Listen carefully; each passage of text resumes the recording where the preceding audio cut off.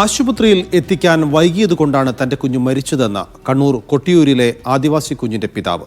ഗതാഗതക്കുരുക്ക് കാരണം ഏറെ വൈകിയാണ് ആംബുലൻസ് എത്തിയത്.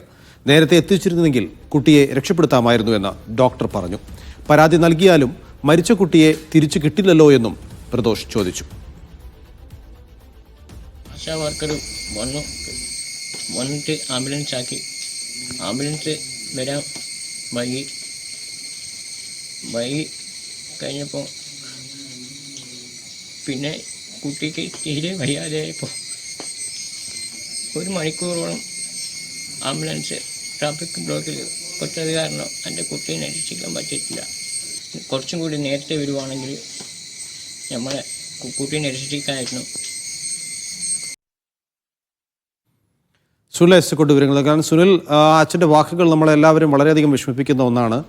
അത്ര നേരം 1 മണിക്കൂറിലധികം ആംബുലൻസ് വൈകിയത് കൊണ്ടാണ് തൻ്റെ കുഞ്ഞ് മരിച്ചതെന്ന് ആ പിതാവ് പറയുകയും ചെയ്യുന്നു. കൊട്ടിയൂർ ഉത്സവം നടക്കുകയാണ്. എന്തുകൊണ്ടാണ് ഇത്ര വലിയൊരു ബ്ലോക്ക് അവിടെ ഉണ്ടാകുന്നത്?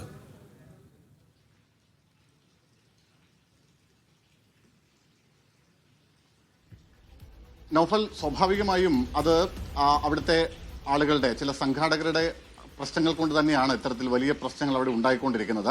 അതിലേക്ക് വരുന്നതിന് മുമ്പ് നമുക്ക് ഈ വാർത്തയിലേക്ക് വരാം. അതായത് പാൽച്ചുരം കോളനിയിലെ പ്രജുൽ എന്ന 3.5 വയസ്സുകാരനാണ് ചികിത്സ വൈകിയതിനെ തുടർന്ന് മരിക്കുന്നത്. ആ കുട്ടിക്ക് ജന്മന ചില പ്രശ്നങ്ങൾ ഉണ്ടായിരുന്ന കുട്ടിയായിരുന്നു. പക്ഷേ ആ കുട്ടിക്ക് ശനിയാഴ്ച 11:30 ശാരീരികമായ പ്രശ്നങ്ങൾ ഉണ്ടാകുന്നു. പനി വലിയ രൂക്ഷമാകുന്നു. ഇതേ തുടർന്ന് ആശാ വർക്കർ വീട്ടിലെത്തി കൊട്ടിയൂരിൽ നിന്ന് 108 ആംബുലൻസ് വിളിച്ചു. സാധാരണഗതിയിൽ 10 മിനിറ്റ് മതി പാൽച്ചുരത്തെ ഇവരുടെ കോളനിയിലേക്ക് ആംബുലൻസിനെത്താൻ. പക്ഷേ ഏതാണ്ട് 1.5 മണിക്കൂർ എടുത്തു ഈ ഗതാഗത കുരുക്ക് കടന്ന് ആംബുലൻസിന് അവിടെ എത്താൻ. മാത്രമല്ല, അവിടെ നിന്ന് മാനന്തവാടിയിലേക്ക് താലൂക്ക് ആശുപത്രിയിലേക്കാണ് കുട്ടിയെ കൊണ്ടുപോകുന്നത്.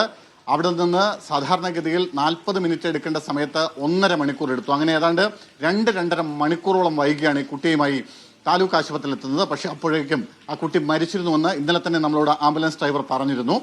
ഇന്നലെ ആംബുലൻസ് ഡ്രൈവറുടെ വാക്കുകളൊക്കെ നമ്മൾ ഇന്നലെ കേട്ടതാണ്. അതായത് ഈ ഗതാഗതക്കുരുക്കാണ് അതിന്റെ കാരണമായതെന്നൊക്കെ അദ്ദേഹം വളരെ കൃത്യമായി പറയുകയും ചെയ്തിരുന്നു. എന്തായാലും ഇന്നാണ് നമ്മൾ ആ കുട്ടിയുടെ പിതാവിനെ കാണുന്നത്. അദ്ദേഹം വളരെ വൈകാരികമായിട്ടാണ് നമ്മളോട് സംസാരിക്കുന്നത്. ആ കുട്ടിയുടെ മരണത്തിൽ നിന്ന്, ഞെട്ടലിൽ നിന്ന് ആ പിതാവ് ഇപ്പോഴും മുക്തനായിട്ടില്ല എന്ന് വേണം പറയാൻ. അദ്ദേഹം പറയുന്നു, അതായത് ഡോക്ടർ തന്നെ പറഞ്ഞു, ഒരല്പം കൂടി നേരത്തെ കൊണ്ടുവന്നാൽ തന്റെ 3.5 വയസ്സുള്ള കുഞ്ഞിനെ രക്ഷപ്പെടുത്താൻ കഴിയുമായിരുന്നു എന്ന് ഡോക്ടർ തന്നെ പറഞ്ഞു. ആരെയാണ് കുറ്റപ്പെടുത്തേണ്ടത്? ആരെയും കുറ്റപ്പെടുത്താനില്ല, ആർക്കെതിരെയും പരാതി കൊടുക്കാനും താനില്ല എന്ന മനുഷ്യൻ നിസ്സഹായതയോടെ പറയുന്നുണ്ട്. കാരണം ആർക്കെതിരെ പരാതി കൊടുത്തിട്ടും ഒരു കാര്യവുമില്ല. കാരണം തന്റെ മരിച്ചുപോയ കുഞ്ഞ് തിരികെ വരില്ലല്ലോ എന്നാണ് കരഞ്ഞുകൊണ്ട്, കണ്ണു നിറഞ്ഞുകൊണ്ട് ആ പിതാവ് ചോദിക്കുന്നത്. അവരിപ്പോൾ ആറളത്ത് അവരുടെ ഒരു ബന്ധുവിന്റെ വീട്ടിലാണുള്ളത്. എന്തായാലും വലിയ തോതിലുള്ള ഗതാഗത കുരുക്ക് അവിടെ കഴിഞ്ഞ 2-3 ദിവസമായി തുടരുകയാണ്. വലിയ വാഹനങ്ങളിൽ സംസ്ഥാനത്തിന്റെ വിവിധ ഭാഗങ്ങളിൽ നിന്ന് ആളുകൾ അവിടേക്ക് എത്തിക്കൊണ്ടിരിക്കുന്നു. കേളകം മുതൽ ഏതാണ്ട് 8 കിലോമീറ്റർ കൊട്ടിയൂർ വരെ ഗതാഗതം ബ്ലോക്കാണ്.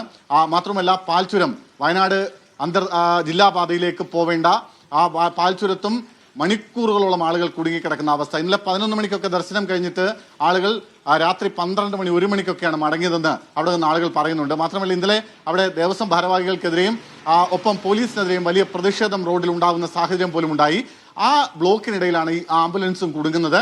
അങ്ങനെയാണ് ആംബുലൻസിന് പോലും കടന്നു പോകാൻ കഴിയാത്ത തരത്തിൽ വലിയ നീണ്ട വാഹന ഗതാഗതം അവിടെ ഉണ്ടാകുന്നു. അത് കൃത്യമായ ഒരു പാർക്കിംഗ് സംവിധാനം അവിടെ ഉണ്ടാവുന്നില്ല എന്നതാണ് ഏറ്റവും പ്രധാനപ്പെട്ട വിഷയം. അതവിടുത്തെ ആ അമ്പലത്തിന്റെ ഭാരവാഹികൾ, ദേവസ്വത്തിന്റെ ഭാരവാഹികൾ, കൊട്ടിയൂർ ദേവസ്വം എന്ന് പറയുന്നത് മലബാർ ദേവസ്വം ബോർഡിന്റെ കീഴിൽ വരുന്നതാണ്. ലക്ഷക്കണക്കിന് രൂപ വരുമാനം വരുന്ന ഒരു ക്ഷേത്രം കൂടിയാണ് അത്. ഇപ്പൊ ഈ വരുന്ന ഈ 1 മാസം എന്ന് പറയുന്നത് അവിടെ വിശ്വാസികളുടെ ഒഴുക്ക് തന്നെ ഉണ്ടാവുന്ന സ്ഥലമാണ്. മാത്രമല്ല, ഇത് മാത്രമല്ല അവിടെ പ്രശ്നം ഉണ്ടാവുന്നത്. അതായത് അവിടെ വേണ്ടുന്ന ഗതാഗത കുരുക്ക് മാത്രമല്ല, വേണ്ടുന്ന സുരക്ഷാ സംവിധാനങ്ങൾ പോലും അവിടെ ഒരുക്കുന്നില്ല എന്നതുകൂടി ഇതിനൊപ്പം നമുക്ക് പറയേണ്ടതുണ്ട്. അതാണ് നൗഫൽ, നമ്മൾ ഒരു വാർത്ത കൂടി ഇപ്പം നൽകിയിട്ടുണ്ട്. അതായത് ഒരാളെ